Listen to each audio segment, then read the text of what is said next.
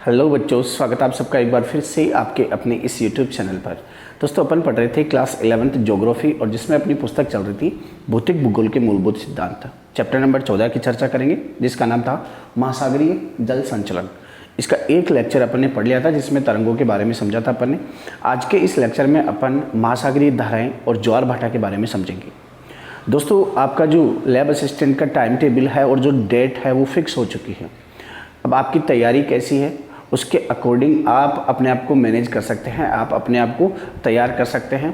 किसी एक बच्चे का कमेंट आया था कि सर मैंने यूट्यूब पर बहुत सारी जगह देखा कि लैब असिस्टेंट की तैयारी कहाँ पर करवाई जा रही है, कौन से चैनल पर करवाई जा रही है, और बहुत जगह ढूंढने के बाद में आपका एक चैनल ऐसा मिला है जिसमें सिलेबस के अकॉर्डिंग तैयारी हो रही है और आपके जो वीडियोज़ है उनमें 200 से 300 क्या है एवरेज व्यू है, यानी कि एवरेज देखे जाने वाले बच्चों की संख्या है। और बाकी जो दूसरे चैनल्स हैं उनमें पता नहीं पढ़ाया क्या जा रहा है, आउट ऑफ सिलेबस बहुत डीपली जा रहे हैं। और वो आवाज़ बिल्कुल सही भी है कि बाकी जो चैनल्स हैं, जो बाकी जो टीचर्स पढ़ा रहे हैं बहुत डीपली जा रहे हैं, बहुत ज़्यादा पढ़ा रहे हैं, जबकि उनका सिलेबस कवर ही नहीं हो पाएगा। और दूसरी बात तो ये है कि ये अपने सब सिलेबस में है ही नहीं। अपने जो सिलेबस में है वो 11th और 12th क्लास है, और अगर अपन इसे बाहर पढ़ रहे हैं तो अपना टाइम ख़राब कर रहे हैं। तो सीधी सी बात यह है कि आप 11th और 12th सब्जेक्ट का जो सिलेबस है वो ही पढ़ें। बहुत ज़्यादा दूसरे जो गहराई में पढ़ा रहे हैं, जो दूसरे चैनल वाले या जो दूसरे टीचर्स पढ़ा रहे हैं, आप उनको पता भी नहीं है कि सिलेबस है क्या। एक्चुअल में उनको पता भी नहीं है सिलेबस क्या है। उन्होंने सिलेबस की PDF देखी है और उसमें जैसे टॉपिक लिखा हुआ है पृथ्वी की उत्पत्ति, तो बस वो लग गए पृथ्वी की उत्पत्ति में। अब वो पढ़ाए जा रहे हैं गहराई से। जैसे उनको फिजिक्स पढ़ा लेनी चाहिए थी, उनको MA पढ़ा लेनी चाहिए थी, MSc ज्योग्राफी पढ़ा लेनी चाहिए थी, क्योंकि आपके इतना गहराई में है ही नहीं। तो अपन सिर्फ 11th 12th की बात करेंगे। तो 11th में अपना ज्वार भाटा। अब ज्वार भाटा पढ़ने को बहुत बड़ा है, लेकिन आपके सिलेबस में इतना नहीं है। आपके सिलेबस में ऊपर से ही है, सरफेस से ही है। तो ज्वार भाटा किसे कहते हैं, सीधा से समझो, समुद्र के पानी के ऊपर चढ़ने और नीचे गिरने को क्या कहते हैं, ज्वार भाटा कहते हैं। समुद्र के पानी का ऊपर चढ़ना और नीचे गिरना क्या कहलाता है, ज्वार भाटा कहलाता है। जब समुद्र के पानी ऊपर चढ़ता है और फिर दोबारा से ऊपर चढ़ता है, यानी कि दो ज्वार जब आते हैं उनके बीच के समय में पानी गिर जाएगा, उस समय पर उस टाइम को कहेंगे अपन भाटा। और जब पानी ऊपर बढ़ता है, यानी कि जल स्तर ऊपर बढ़ता है, उसे हम कहेंगे ज्वार। यानी कि सीधा सा यह है, गिरते हुए पानी को भाटा और ऊपर उठते हुए पानी को ज्वार कहा जाता है। कारण ऐसा क्यों होता है, तो इसका कारण है एक तो चंद्रमा की ग्रेविटी फोर्स के कारण, दूसरा सूर्य की ग्रेविटी फोर्स के कारण, और तीसरा अपकेंद्रीय बल। यानी कि चंद्रमा और सूर्य जो है अपने गुरुत्वाकर्षण बल के कारण पृथ्वी के महासागरों के जल को अपनी ओर आकर्षित कर लेते हैं और ऊपर की ओर उठा लेते हैं। और इसके साथ ही एक बल काम करता है अपकेंद्रीय बल, जो मैंने आपको पहले बताया था। अपकेंद्रीय बल क्या होता है, जब पृथ्वी अपने अक्ष पर घूमती है तो अपने अक्ष पर घूमते समय क्या करती है, वो जहाँ पे ग्रेविटी फोर्स कम काम कर रही है वहाँ की चीज़ों को दूर धकेलने की कोशिश करती है। मैंने आपको पहले भी एक बार उदाहरण से बताया था कि आप एक बच्चे को हाथ पकड़कर अगर आप गोल गोल घूमते हो और बहुत स्पीड से घूमते हो तो बच्चे के पैर ऊपर हो जाएंगे और वो ऊपर होकर उसके पैर घूमने लग जाएंगे, लेकिन जैसे ही आप रुकोगे उसके पैर वापस ज़मीन पर टच हो जाएंगे। तो ठीक वैसा ही है, जब पृथ्वी घूम रही है तो जो पानी है, महासागरीय जलों का जो महासागरों में जो जल है वो क्या होता है, ऊपर की ओर उठ जाता है। आपकी बुक में ऐसे दे रखा है कि जो सूर्य और चंद्रमा के गुरुत्वाकर्षण के बल के कारण जो उभार पैदा होता है, एक साइड में जो महासागरों में उभार पैदा होता है, उसको संतुलित करने के लिए पृथ्वी की ग्रेविटी फोर्स की वजह से एक बल और काम करता है जिसे अपकेंद्रीय बल कहते हैं। आपकी बुक में ऐसा दे रखा है। तो मैंने दोनों तरीके से आपको बता दिया है। विश्व में सर्वाधिक ऊंचाई वाले ज्वार कहाँ आते हैं, कनाडा की फंडी खाड़ी में। कहाँ पर आते हैं, कनाडा की फंडी खाड़ी में। याद रखना है, विश्व में सबसे ज़्यादा ऊंचाई वाले ज्वार कनाडा की फंडी की खाड़ी में आते हैं। और भारत की बात करें तो खंबात की खाड़ी में आते हैं। ज्वार भाटा के प्रकार। ज्वार भाटा के प्रकार मतलब 24 घंटों में बारंबारता के आधार पर, यानी कि 24 घंटों में ज्वार जो है एक स्थान पर कितनी बार आ रहे हैं उसके आधार पर अपन ज्वार भाटाओं को बांट सकते हैं। दूसरा, सूर्य, चंद्रमा और पृथ्वी की जो स्थिति है उसके अकॉर्डिंग भी हम ज्वार भाटों को बांट सकते हैं। तो दो आधारों पर हम ज्वार भाटों का वर्गीकरण करेंगे। एक तो पहला क्या है कि 24 घंटे में एक स्थान पर कितनी बार आ रहे हैं। तो इसमें एक तो होता है अर्धदैनिक, यानी कि आधे दिन में एक बार आ जाना, मीन्स पूरे दिन में 2 बार आ जाएगा। यानी कि 24 घंटे में 2 बार ज्वार जो आएगा वो क्या होगा, अर्धदैनिक। एक 24 घंटों में जो एक बार आएगा वो क्या होगा, दैनिक, और मिश्रित होता है जिसमें कभी एक बार या कभी 2 बार इस प्रकार के ज्वार आए तो उस क्षेत्र वाले को क्या कहते हैं, मिश्रित। समझ गए। अब ये देखते हैं सूर्य, चंद्रमा व पृथ्वी की स्थिति के आधार पर। तो इसमें 2 प्रकार के ज्वार आते हैं, वृहद और निम्न ज्वार। वो कैसे दोस्तों, जैसे मान लीजिए आपका यहाँ पर क्या है, पृथ्वी है, और पृथ्वी के यहाँ पर क्या है, चंद्रमा है, और ठीक यहाँ पर ही क्या है, सूर्य है। ये क्या है आपकी पृथ्वी, ये क्या है, चंद्रमा। तो पहली चीज़ तो ये ध्यान रखना है कि सूर्य जो है वो पृथ्वी से काफ़ी दूर है, सूर्य पृथ्वी से काफ़ी दूर है, इसलिए सूर्य की वजह से गुरुत्वाकर्षण बल सूर्य का बहुत कम लग पाता है। कितनी दूर है, 14 करोड़ लगभग 90 लाख किलोमीटर एवरेज, अधिकतम दूरी 15 करोड़ 20 लाख, न्यूनतम दूरी 14 करोड़ 70 लाख। आप बताइए कि इस स्थिति को क्या कहते हैं। जब सूर्य पृथ्वी के पास में होता है उसे क्या कहते हैं, और जब दूर होता है तब उसे क्या कहते हैं। तो सूर्य जो है वो पृथ्वी से काफ़ी दूर है, इसलिए सूर्य का गुरुत्वाकर्षण बल पृथ्वी पर नहीं लग पाता। ज़्यादा बल किसका लगता है, चंद्रमा का, लेकिन फिर भी सूर्य का बल भी लगता है लेकिन बहुत कम लगता है। जब तीनों एक लाइन में हो, है ना, जब तीनों एक लाइन में हो तो यहाँ पर बहुत ज़्यादा उभार पैदा होता है, इसे हम कहते हैं उच्च ज्वार। और ये कब आता है, जब तीनों एक लाइन में हो। कौन कौन, सूर्य, चंद्रमा और पृथ्वी। इस बल को, ये जो अपकेंद्रीय, ये जो गुरुत्वाकर्षण बल की वजह से यहाँ पर ज्वार आया है, इस ज्वार को संतुलित करने के लिए पृथ्वी के इधर दूसरी साइड, यानी कि चंद्रमा के जस्ट अपोजिट साइड, विपरीत वाली साइड, यहाँ पर एक और ज्वार आता है जिसे हम कौन से बल की वजह से कहते हैं, अपकेंद्रीय बल की वजह से कहते हैं। यहाँ पर मैंने लिखा नहीं, अप केंद्रीय बल। ये कौन सा ज्वार है, किस वजह से है, अप केंद्रीय बल की वजह से, अप केंद्रीय बल की वजह से। और जो इधर उभर रहा है वो चंद्रमा और सूर्य की गुरुत्वाकर्षण बल के कारण। तो जब तीनों एक सिद्ध में होते हैं तब वृहद ज्वार आता है। कौन सा आता है, वृहद ज्वार। और जब ये एंगल बनाए हुए रहते हैं, यानी कि यहाँ पर मान लीजिए आपका चंद्रमा है और यहाँ पर सूर्य है और यहाँ पर पृथ्वी है, यानी कि कुछ इस तरीके का एंगल बन रहा है, तो यहाँ पर क्या होता है, निम्न ज्वार आता है। यानी कि जब चंद्रमा और सूर्य पृथ्वी तीनों एक सिद्ध में होते हैं तब वृहद ज्वार आता है, लेकिन जब तीनों एक कोण का निर्माण करते हैं, है ना, तो उसे कहते हैं हम क्या, निम्न ज्वार। या फिर हम इसे भी निम्न ज्वार कह सकते हैं, जो अपकेंद्रीय बल की वजह से, पृथ्वी के गुरुत्वाकर्षण की बल की वजह से जो जल के संतुलन को बराबर करने के लिए जो उभार पैदा हो रहा है यहाँ पर, इसे भी हम क्या कह सकते हैं, इसे निम्न ज्वार कह सकते हैं। अब आगे देखो, बहाव और भाटा, ये क्या होता है, दो उच्च ज्वारों के बीच में जब दो ज्वार आते हैं उस समय जब जल गिरता है उसे भाटा, और जब ऊपर उठता है तो उसे ज्वार कहते हैं। आप तो सीधा सा ये याद रखो कि जब ज्वार भाटा आता है तो उस समय पर 2 क्रियाएं होती हैं। एक तो जल ऊपर की ओर उठता है और फिर वापस नीचे की ओर गिरता है। जब ऊपर की ओर उठता है उसे ज्वार, और जब नीचे की ओर गिरता है तब उसे भाटा कहते हैं। ज्वार भाटा का महत्व क्या होता है, क्या इंपॉर्टेंस होता है, तो एक तो नावों के लिए कैसे, कि जैसे समुद्री तटीय जो क्षेत्र है, समुद्री तटीय क्षेत्र में क्या होता है, जहाँ पर समुद्र छिछले हैं, कम गहराई वाले हैं, तो वहाँ पर नावें नहीं आ सकती। क्यों, क्योंकि उनके पैंदे टच हो जाएंगे ना। लेकिन जब ज्वार आएगा तब क्या होगा, पानी ऊपर की ओर बढ़ जाएगा और नावें आराम से आ सकती हैं। दूसरा डिसल्टेशन क्या होता है, तटीय क्षेत्रों में जो अवसाद जमा होते हैं उन अवसादों में पुनः उनको स्थापित करना, यानी कि अभी अपन ने पढ़ा था एक डिसल्टिनेशन होता है वायु के द्वारा भी। वायु के द्वारा डिसल्टिनेशन कैसे होता है, वायु क्या करती है, हल्के कणों को उड़ाकर दूसरी जगह ले जाती है और भारी कण एक जगह रह जाते हैं, यानी छटाई का काम करती है। तो ठीक वैसे ही यहाँ पर भी क्या होता है, छटाई का काम होता है, जिसे हम डिसल्टेशन कहते हैं। तीसरा उपयोग है इसका ज्वारीय ऊर्जा, यानी कि ज्वार भाटा जब आता है तब महासागरीय जल ऊपर की ओर उठता है, तो उस समय पर क्या करते हैं, इसे उच्च क्षेत्रों में भर लिया जाता है और फिर धारा के रूप में वापस प्रवाहित कर दिया जाता है। बीच में टरबाइन लगा दी जाती है जिससे ऊर्जा प्राप्त होती है।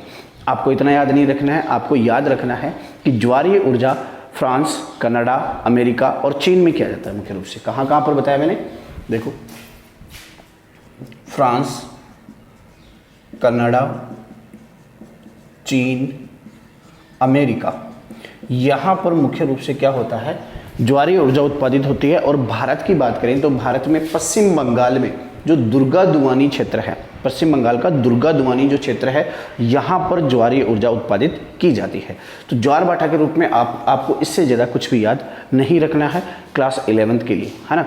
अब आगे अपन चलते हैं दूसरा जो, अब देखते हैं दोस्तों इस चैप्टर का जो लास्ट पॉइंट बचा है वो है महासागरीय धाराएं, समुद्री धाराएं। दोस्तों समुद्रों में जो जल होता है वो जिस तरीके से धरातलीय जल गति करता है, नदियों के रूप में बहता है, ठीक वैसे ही समुद्रों में उपलब्ध जो जल है वो भी नदियों के रूप में बहता है। यानी कि नदियों के रूप में समुद्री जल का प्रवाह होता है, जिसे हम नोट में मापते हैं। ये तरंगों को जब अपन ने पढ़ा था उसमें समझ लिया था कि जो समुद्री जल का जो प्रवाह होता है, जो बहाव होता है, उसे हम नोट में मापते हैं, है ना। देखिए क्यों बहती है ये समुद्री धाराएं, क्यों बनती है, तो कारण क्या है, एक तो घनत्व, गुरुत्वाकर्षण बल, तापमान, वायु, कोरलिस बल। इसकी डिटेल दे रखी है, मैं आपको सिर्फ डिटेल समझाऊंगा, ध्यान से सुनना। पहला क्या है, घनत्व या फिर गुरुत्वाकर्षण बल। देखिए अपन ने पढ़ा था कि शुरू में जो चैप्टर पढ़े थे अपन ने पढ़ा था कि जब किसी वस्तु का घनत्व ज़्यादा होता है तो उसका ग्रेविटी फोर्स वहाँ पर ज़्यादा काम करता है, और जब वस्तु का घनत्व कम होता है तो ग्रेविटी फोर्स भी कम काम करता है। यानी कि जैसे जैसे घनत्व बढ़ता है वैसे वैसे गुरुत्वाकर्षण बल भी बढ़ता जाता है ना। ये अपन ने पढ़ा था। और घनत्व अपन ने ये भी पढ़ा था कि घनत्व की वजह से अलग अलग क्षेत्रों में अलग अलग घनत्व होने की वजह से अलग अलग प्रकार का गुरुत्वाकर्षण पाया जाता है, और इस अलग अलग प्रकार के गुरुत्वाकर्षण का पाया जाना ही गुरुत्व विसंगति कहलाता है। ये देखा था। तो घनत्व अगर अधिक होगा तो ग्रेविटी फोर्स भी अधिक होगा, घनत्व अगर कम होगा तो ग्रेविटी फोर्स भी कम होगा। अब समुद्रों में जो जल है दोस्तों उसका घनत्व बढ़ता भी है और घटता भी है। अगर आप देखेंगे तो जैसे कि ये आपकी पृथ्वी है, मैं यहाँ समझा देता हूँ, ये क्या है, आपकी पृथ्वी है, और इसमें ये क्षेत्र और ये क्षेत्र दोनों क्या है, ध्रुवीय क्षेत्र है। ध्रुवीय क्षेत्र है, पोलर रीजन है, टेम्परेचर बहुत कम रहता है। यहाँ पर क्या होता है, टेम्परेचर बहुत कम रहता है। और मैंने एक चीज़ आपको पहले भी बताई थी कि गर्म जल का घनत्व कम होता है और ठंडे जल का घनत्व ज़्यादा होता है। क्या होता है, गर्म जल का घनत्व कम होता है क्योंकि जल गर्म होकर फैल जाता है, और फैलने पर क्या होता है, उसका घनत्व घट जाता है। जबकि ठंडा जल क्या होता है, सिकुड़ता है, इकट्ठा होता है, जिससे उसका घनत्व बढ़ जाता है। तो बताओ अधिक घनत्व वाला जल कहाँ पर होगा, यहाँ पर होगा सर। ज़्यादा घनत्व वाला जल यहाँ पर होगा, और कम घनत्व वाला जल कहाँ पर होगा, 0 डिग्री के आसपास होगा। सही है क्या, बिल्कुल सही है। देखिए ये दोनों चीज़ें एक साथ काम करेगी, वायु और आपका घनत्व है, और उसी में अपन ग्रेविटी फोर्स को समझ लेंगे। जब सूर्य की किरणें टेम्परेचर जहाँ पर सीधी पड़ रही है वहाँ पर टेम्परेचर ज़्यादा होगा। जब सूर्य की किरणें जहाँ ज़्यादा पड़ रही है वहाँ तापमान बढ़ेगा, तो बताओ घनत्व घटेगा ना, बिल्कुल घटेगा, क्योंकि जल गर्म हो जाएगा ना, और जल गर्म होने पर क्या होगा, फैलेगा, और फैलते ही डेंसिटी घट जाएगी, घनत्व घट जाएगा। तो बताओ सूर्य की किरणें यहाँ पर 0 डिग्री पर सीधी पड़ती है, 0 डिग्री पर सीधी पड़ती है, तो 0 डिग्री के आसपास वाला जो जल है, जो समुद्री जल है, उसका तापमान बढ़ेगा, घनत्व बढ़ेगा या घटेगा, घनत्व घटेगा, क्योंकि यहाँ पर तापमान बढ़ रहा है, इसलिए जल गर्म हो रहा है, फैल रहा है, ऊपर की ओर उठ रहा है, इसलिए उसका डेंसिटी घट रहा है, घनत्व उसका घट रहा है। तो यहाँ पर जब जल गर्म हो जाता है, फैल जाता है, तो ये ऊपर की ओर उठ जाता है। और यहाँ पर अपन देखेंगे कि जो आसपास वाले जो क्षेत्र है, जो आसपास वाले क्षेत्र है, यहाँ से यहाँ का जल ऊपर की ओर है लगभग 8 सेंटीमीटर, यानी कि लगभग 8 सेंटीमीटर ऊपर रहता है। पास वाले क्षेत्रों से मध्य अक्षांश से निम्न अक्षांशों की तुलना में उच्च अक्षांशों की तुलना में जो निम्न अक्षांशीय महासागरीय जो जल है वो 8 सेंटीमीटर ऊपर की ओर रहता है, क्योंकि यहाँ पर जो है टेम्परेचर ज़्यादा होता है, इसलिए घनत्व घट जाता है। तो बताइए अगर पानी 8 सेंटीमीटर ऊपर है तो इधर बहेगा ना, बिल्कुल बहेगा, क्योंकि ढलान वाली तरफ बहेगा ना। अभी 8 सेंटीमीटर ज़्यादा तो नहीं है, लेकिन 8 सेंटीमीटर जो है वो है, ढलान है, तो उस ढलान की तरफ क्या होगा, थोड़ा सा भी ढलान होते ही जल उधर की ओर बहने लग जाएगा, तो जल इधर की ओर बहेगा। सही है। अब इधर क्या हो रहा है, इधर जो है जल नीचे की ओर है, क्यों, क्योंकि उसका डेंसिटी बढ़ गया, उसका घनत्व बढ़ गया, और घनत्व बढ़ने पर क्या हो रहा है, वो नीचे की ओर बैठ रहा है। तो नीचे की ओर बैठ रहा है तो यहाँ पर ऊंचाई महासागरीय जल की कम होगी। अब नीचे की ओर बैठेगा तो ये जो जल है ये अंदरूनी क्या करेगा, गति करेगा, नीचे बैठेगा, अरे नीचे प्रेशर पड़ेगा। तो ऐसे तो है नहीं कि पानी अब जो आंतरिक चट्टानें हैं, समुद्री जल आंतरिक जो समुद्र का तल है उसे तोड़कर नीचे चला जाएगा, नहीं। जब पानी नीचे की ओर बैठेगा तो क्या होगा, वो नीचे वाला पानी जो है वो इधर गति करेगा, ऐसे करेगा ना। ऊपर से अगर अपन पानी है और पानी के ऊपर अपन कुछ हेवी चीज़ डाल रहे हैं तो पानी क्या करेगा, दूसरी ओर गति कर जाएगा। तो यहाँ का पानी अंदरूनी रूप से विषुवत रेखा की ओर गति करेगा, समझ रहे, क्योंकि ये ठंडी जलधारा है, ये इधर की ओर बहेगी और ये गर्म जलधारा इधर की ओर बहेगी। दोनों गोलार्धों में ठीक ऐसा ही होगा, क्योंकि भारी घनत्व ये भारी जल है, घनत्व अधिक है, ठंडा है, इसलिए इसमें अंदर की ओर बैठा, प्रेशर पड़ा तो ये विषुवत रेखा की ओर चल दिया। ये ऊपर की ओर उठा हुआ है, इसलिए इधर ढलान बना हुआ है, इसलिए ये इधर जा रहा है, ये सतह के रूप में जा रहा है और ये आंतरिक जल के रूप में जा रहा है। समझ गए। तो इस तरीके से क्या हो रहा है, तापमान की वजह से या फिर घनत्व के बढ़ने और घटने की वजह से, अब घनत्व बढ़ेगा तो जल जो है नीचे क्यों बैठ रहा है, घनत्व बढ़ने से। लेकिन एक्चुअल में कौन सी ताकत काम कर रही है, एक्चुअल में ग्रेविटी फोर्स काम कर रहा है ना। अरे मैं बोलूँ कि ये जो पेन है, ये आपका मार्कर है, इसको छोड़ रहा हूँ, ये नीचे क्यों आया, कि सर इसमें वजन है, ये तो सबको पता है वजन है, लेकिन नीचे क्यों आया, नीचे इसलिए आया ना गुरुत्वाकर्षण बल की वजह से। तो घनत्व बढ़ तो रहा है, घनत्व अधिक हो रहा है, लेकिन वो नीचे क्यों बैठ रहा है, ग्रेविटी फोर्स के कारण। समझ गए। तो एक इस तरीके से महासागरीय जल का प्रवाह होता है। दूसरा टेम्परेचर, इसमें समझ गए आप लोग, तापमान अधिक होगा तो महासागरीय जल गर्म होगा, फैलेगा, ऊपर की ओर उठेगा। क्लियर है, यानी कि ऊर्ध्वाधर गति होगी, ऐसा कह सकते हैं। टेम्परेचर के गिरने और घटने और बढ़ने से क्या होता है, जल स्तर में ऊर्ध्वाधर गति होती है। जल थोड़ा सा ऊपर उठता है, गर्म होती, ठंडा होती, नीचे की ओर बैठता है। समझ गए। वायु जब समुद्र की सतह पर बहती है तो ये क्या करती है, समुद्र के पानी में, सतही जल में घर्षण पैदा करती है, और समुद्री सतह में जो जल में घर्षण पैदा करती है तो उससे धाराएं उत्पन्न होती है। जब अपन ने तरंगें पढ़ी थी तब इसको अच्छी तरीके से समझ लिया था। यानी कि जब वायु का प्रवाह तीव्र होता है तो समुद्री जल वायु से ऊर्जा लेकर क्या करता है, धाराओं के रूप में, तरंगों के रूप में उसे बदल देता है। और तीसरा है कोरोलियस बल। कोरोलियस बल क्या होता है, मैंने आपको पहले भी बताया था कि जब पृथ्वी घूम रही है ना, तो इसके घूमने की वजह से एक बल काम कर रहा है, जिसकी वजह से उत्तरी गोलार्ध में जो चीज़ें होती है, हवा हो या जल हो, वो क्या होती है, अपनी दाहिनी ओर मुड़ जाती है, जबकि दक्षिणी गोलार्ध में अपनी बाईं ओर मुड़ जाती है। यानी कि पृथ्वी जब ऐसे घूम रही है तो घूमते वक्त क्या हो रहा है कि दक्षिणी गोलार्ध की जो जल है या जो हवा है वो तो अपनी मूल दिशा से बाईं ओर मुड़ जाएगा, और उत्तरी गोलार्ध में अपनी मूल दिशा से दाईं ओर। याद रखना है, उत्तरी गोलार्ध में दाईं और दक्षिणी गोलार्ध में बाईं और मुड़ता है। किसकी वजह से, कोरोलियस बल की वजह से। तो इसकी वजह से भी धाराओं का निर्माण होता है। आगे देखते हैं, सतही जल पर धाराओं की गति अधिक होती है, जबकि गहराई में बढ़ने पर धाराओं की गति कम होती है। यानी कि समुद्र के सतह पर जल की जो गति है वो अधिक होती है, लगभग 400 मीटर तक, और फिर गहराई में जाने पर इसकी गति कम हो जाती है। यानी कि ये प्रवाह है 5 नॉट, सतही जल की गति कितनी होती है, 5 नॉट तक, जबकि गहराई में 0.5 से भी कम हो जाती है। महासागरीय धाराओं के प्रकार, 2 भागों से अपन क्लासिफिकेशन करेंगे। 2 तरीके से हम महासागरीय धाराओं को बांटेंगे। एक तो होगा गहराई के आधार पर, दूसरा होगा टेम्परेचर के आधार पर। गहराई के आधार पर यानी कि समुद्र में सतह से गहराई के आधार पर 2 प्रकार की जो है धाराएं पाई जाती हैं, एक तो सतही जल की और एक गहराई वाले जल की। तो अपन ने देखा कि सतही जल की धाराओं का वेग अधिक होता है और गहराई वालों का कम होता है। तो सतही जल में 400 मीटर तक के जल को शामिल किया जाता है, यानी कि सतह से 400 मीटर गहराई तक के जल को शामिल किया जाता है, और इसमें समुद्र का 10% हिस्सा आता है। गहराई वाले में 400 से अधिक वाला, इसमें समुद्र का 90% हिस्सा आ जाता है। इतना सा याद रखना है। फिर दूसरा, तापमान के आधार पर। तापमान के आधार पर भी समुद्री जो धाराएं हैं उनको बांट सकते हैं। 2 भागों में अपन ने बांटा है, एक तो ठंडी जलधारा होती है और दूसरी गर्म जलधारा होती है। यानी कि जो ठंडे क्षेत्रों से आ रही है वो ठंडी जलधारा, क्योंकि वहाँ पर टेम्परेचर कम था, और जो निम्न अक्षांशों से आ रही है वहाँ पे गर्म जलधारा, क्योंकि वहाँ पर टेम्परेचर अधिक था। अब बात क्या याद रखनी है, बात मोस्ट इम्पोर्टेंट ये है कि जो ठंडी जलधारा है वो महाद्वीपों के पश्चिमी तट पर बहती है, दोनों गोलार्धों में महाद्वीपों के पश्चिमी तट में बहती है। कौन सी धारा, ठंडी जलधारा। और वो जो तट होते हैं वो कौन से होते हैं, निम्न और मध्य अक्षांश होते हैं। देखिए मैं समझाने की कोशिश करता हूँ। ये मैंने बनाया आपका ग्लोब बनाने के बाद में ये मैंने बना दी इस पर इक्वेटर लाइन 0 डिग्री बनाने के बाद में मैं यहाँ पे एक ऐसी संरचना बना देता हूँ समझाने के लिए, जो क्या है, महाद्वीप है। आप इसे महाद्वीप समझें। ये क्या है, महाद्वीप है, और ये भी महाद्वीप है। जानते हो ना महाद्वीप किसे कहते हैं, ऐसा स्थलीय भूभाग जो जल से चारों तरफ से घिरा हुआ होता है उसे द्वीप कहते हैं।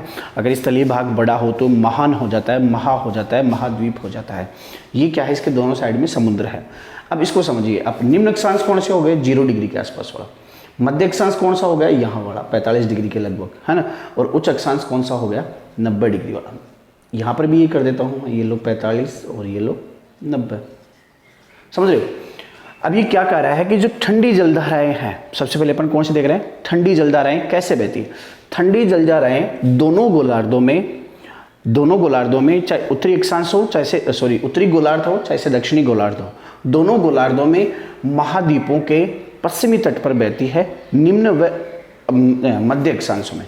देखिए ये उत्तरी गोलार्ध में अपन देख लेते हैं, फिर दोनों गोलार्धों में आप समझ जाओगे। जो ठंडी जलधाराएं होती है वो महाद्वीपों के पश्चिमी तट पर बहती है। अब बताओ इधर कौन सा होगा, पूर्वी तट, इधर कौन सा होगा, पश्चिमी तट, है ना। अब पश्चिमी तट कौन सा, यहाँ पर, ऊपर थोड़ी ना बहेगी, नहीं, फिर कहाँ पर, सिर्फ निम्न और मध्य अक्षांश में। उच्च अक्षांश में नहीं बहेगी ना, उच्च अक्षांश में यही ठंडी जलधाराएं ऐसे बहेगी बस। यानी कि जो निम्न अक्षांश होते हैं वहाँ पर जो ठंडी जलधाराएं होती है वो मध्य अक्षांशों में और निम्न अक्षांशों में तो पश्चिमी तट पर बहती है, जबकि उच्च अक्षांशों में पूर्वी तट पर बहती है।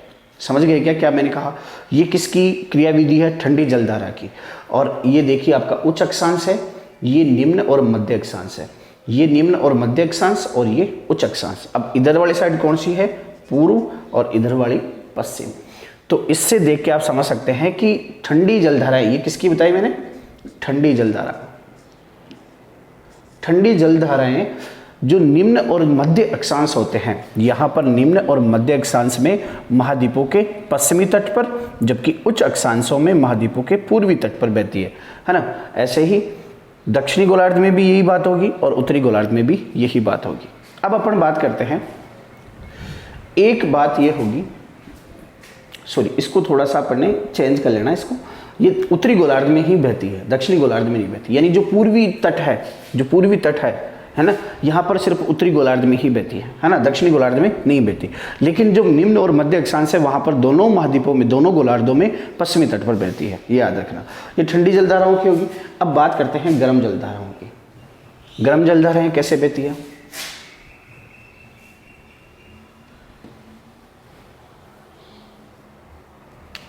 देखिए गर्म जलधाराएं जो होती है, ये आपका मैंने फिर से बना दिया क्या, महाद्वीप, और ये मैंने बना दिया इधर महाद्वीप, एक उत्तरी गोलार्ध में और एक दक्षिणी गोलार्ध। देखिए दोनों गोलार्धों में निम्न व मध्य अक्षांशों के महाद्वीपों के पूर्वी तट पर, जबकि उत्तरी गोलार्ध में उच्च अक्षांशों पे महाद्वीपों के पश्चिमी तट पर बहती है। कौन सी, गर्म जलधाराएं। अपन ने देखा था कि यहाँ पर ठंडी जलधारा बह रही है, लेकिन यहाँ पर क्या होती है, उच्च अक्षांशों पर उत्तरी गोलार्ध में पश्चिमी तट पर गर्म जलधारा बहती है। यहाँ पर तो गर्म जलधारा, और इसके विपरीत यहाँ पर कौन सी, ठंडी जलधारा, जैसे कि लैब्राडोर की जलधारा, ठंडी जलधारा।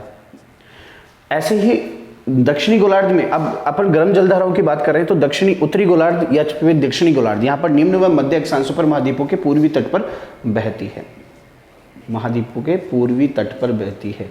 कौन सी धाराएं, गर्म जलधाराएं। ये मैंने ठंडी बनाई है, यहाँ पर ठंडी जलधाराएं।